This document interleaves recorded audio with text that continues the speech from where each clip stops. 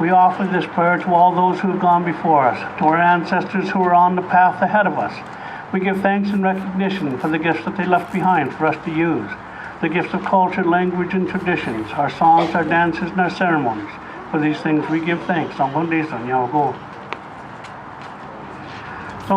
offer this prayer for all those that are sick today, for all those that are sick in the mind, all those that are sick in the heart, and all those that are sick in the body. We ask that you would be with them today, that you'd ease some of their pain and suffering, some of their anger and bitterness, some of their confusion and doubt, some of their emptiness and loneliness, some of their guilt and shame, some of their grief and loss. We ask on one day so that you would walk with them through this day and lighten the burden that they carry just for this day. So one day, so I offer this prayer for my family, for my wife and my children, my brothers and my sisters. I ask that you'd be with them today. I ask that you'd give them a good mind so that they can know the things you want them to know today. I ask that you give them a good heart so they can feel the things you want them to feel today. And I ask that you surround them with good spirits so they can walk through this day in a good way and touch all those they come in contact with today in a good way. So for myself, I ask that you'd give me a good mind.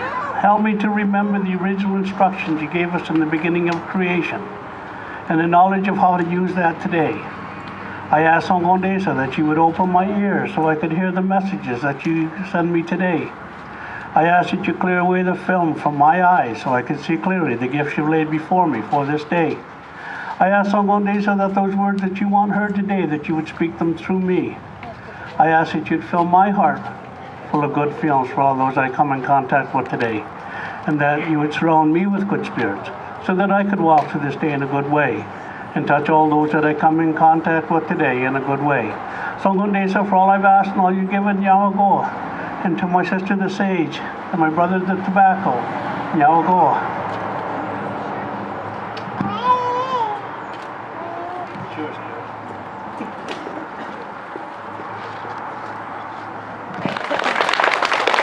And Greg's assistant was Skylar Webster, who's a member of the board of directors for the Heart of Hastings Hospice.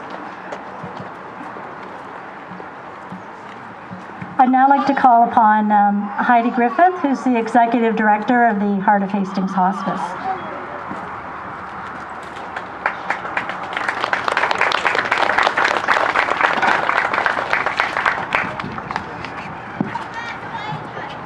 Welcome, everyone. I just want to thank each of you from the Heart of Hastings Hospice for allowing us to take part in this very personal and wonderful experience here today, an experience that connects all of us, celebrating life and honoring those that we cherish. The commitment of our communities through sponsorship, volunteerism, and support represents endurance as we enter the 26th year of helping those, providing care to those with a life-limiting illness and supporting their families. We have experienced a growth in the demand for our services, and we continue to strive to change and to transition to meet the needs of people where they are in the final stages of their life. The human spirit, the soul, much like that of the tender wings of the butterfly, never the same at the end as it is at the beginning, emerges vulnerable, beautiful, and resilient. We just welcome you here today and hope that you'll enjoy all the activities that we have. Thank you.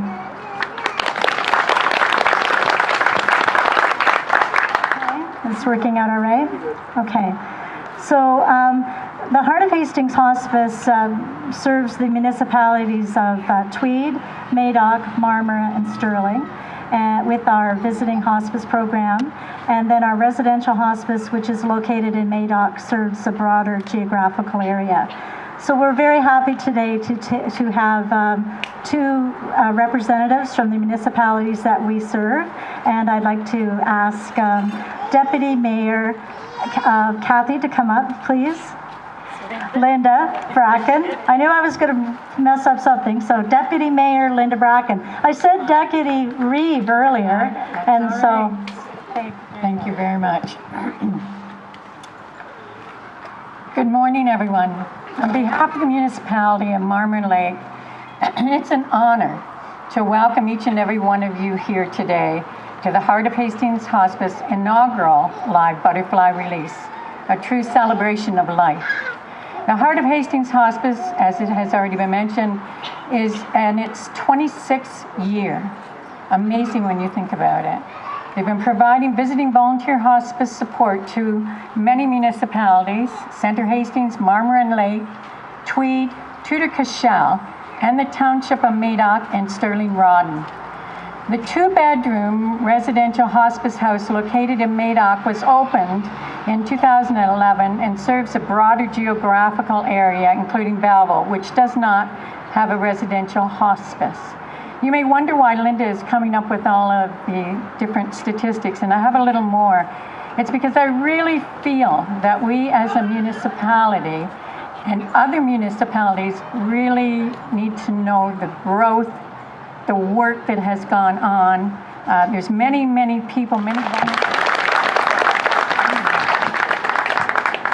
Thank you very much, Linda. I'd now like to call on Joanne Albert, the Mayor of Tweed.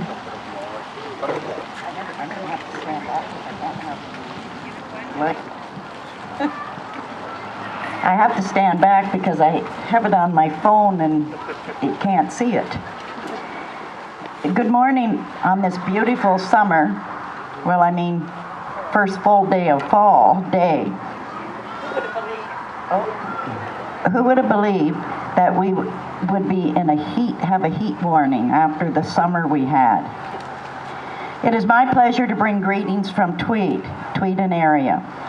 I have watched the hospice grow from a group of dedicated volunteers, and as you heard, 26 years ago, wanting to start a hospice in our area, to the great organization it is today. In fact, I was the warden of many, many volunteers who worked so hard to raise the funds for a permanent home for those who needed a place to stay during their final days. The hospice has become a vital part of our community. The Heart of Hastings Hospice offers palliative care and grief support to any who need it in the Central Hastings area. I know many of you here today have been supported by hospice or know someone who was. I witnessed their care of a dear friend a few years ago and know how it gave the family peace of mind knowing that their loved one was being cared for by such compassionate, caring people. How very rewarding volunteering must be, knowing you have helped or assisted someone or a family at one of the saddest times. Thank you to all past and present volunteers. You are really special people. Don't forget that the hospice is looking for volunteers. There are many things you can do, and training is provided free of charge. You can work in the hospice house, the community, or help with fundraising. And you can pick the time slots that suit your schedule. I know that when I have And we do have a sign-up sheet for volunteering over at the display over there. Sheila Barcier, wave your hand over there, Sheila. She's happy to sign you up as a volunteer. Okay, now we're moving towards the legend of the butterfly. So if Joshua Bailey could come up, please.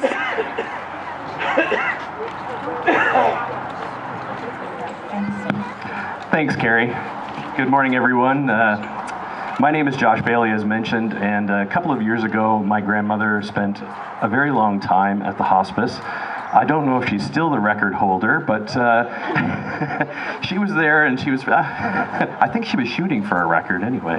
But while she was there for quite a long time, she received tremendous care and compassion from everyone at hospice, volunteers and the staff alike. And it's great to see a crowd here today to support such an important cause for our community. And I think that we're going to see a lot more of this in the future as well. So I've been asked to introduce the concept behind the butterfly release, and I learned something today too. It's the Indigenous legend behind the release of the butterfly. So I'm going to read this for you. If anyone desires a wish to come true, they must first capture a butterfly and whisper that wish to it. Since a butterfly can make no sound, the butterfly cannot reveal the wish to anyone but the Great Spirit, who hears and sees all. In gratitude for giving the beautiful butterfly its freedom, the Great Spirit always grants the wish. So according to legend, by making a wish and giving a butterfly its freedom, the wish will be taken to the heavens and be granted. So think of that when you're seeing the butterflies released today, and all the wishes of everyone here. And it's a great experience. Thank you very much for having this event. Please. Hopefully I've gotten rid of all the technical difficulties now. And Greg is going to lead us in a ceremony of condolences. So the teachings of the Mohawk people, the Haudenosaunee, is that we have a condolence ceremony. And that was our way of letting go of the individual that passed and allowing them to move on to Skyworld. So that ceremony started off with a fire. I'm a firekeeper, identified by the Mohawks of the Bay of Quinte for that purpose. That is my gift. They've identified that as my gift, so that's what I do. So you would call me, I would start the fire. We have what we call spirit retrievers. So there will be an individual who can speak the language, and he'll go to that spot where the individual passed away. He will retrieve that spirit, and he will bring it to the fire. He'll ask that spirit to stay there for the length of time that fire is to be going on, which we have fallen into practice of doing a 10-day fire. Now what that means is for 10 days, day and night, anybody in the community, in the family, can come to that fire, offer their tobacco, and there's words of farewell. And they can do that as many times as they want. They can do it every day if they want.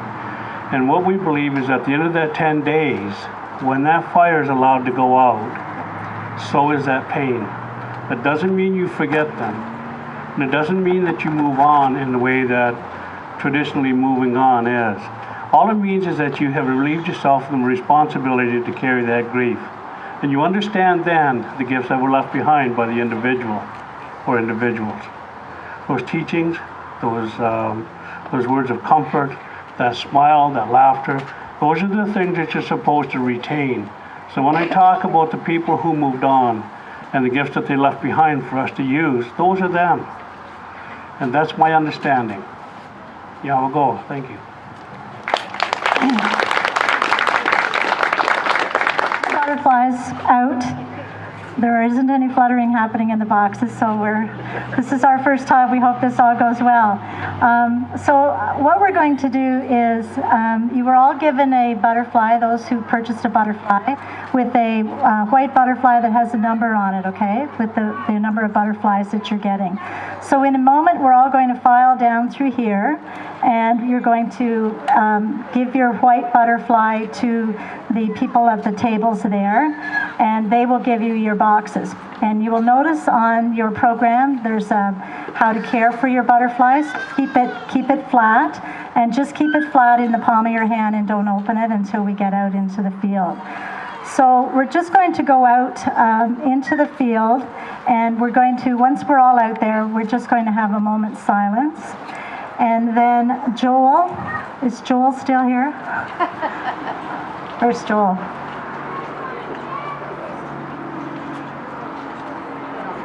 So he had started to cultivate butterflies.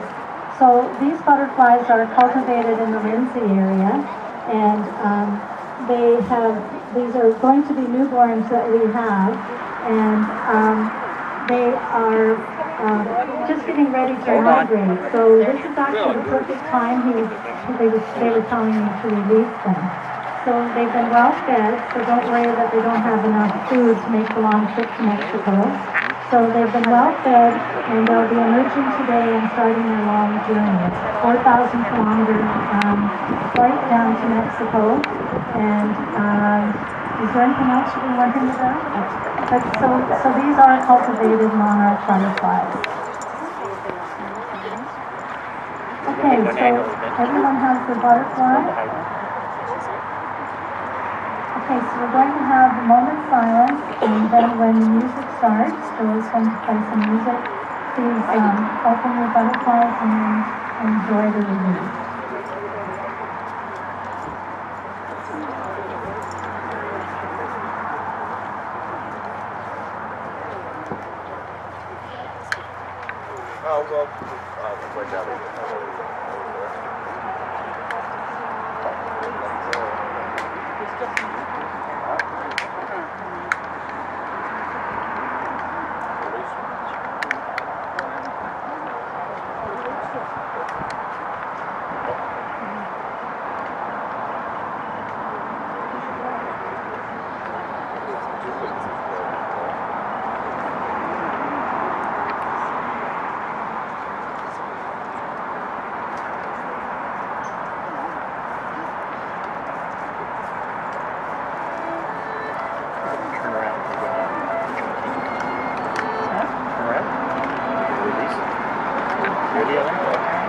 Yep.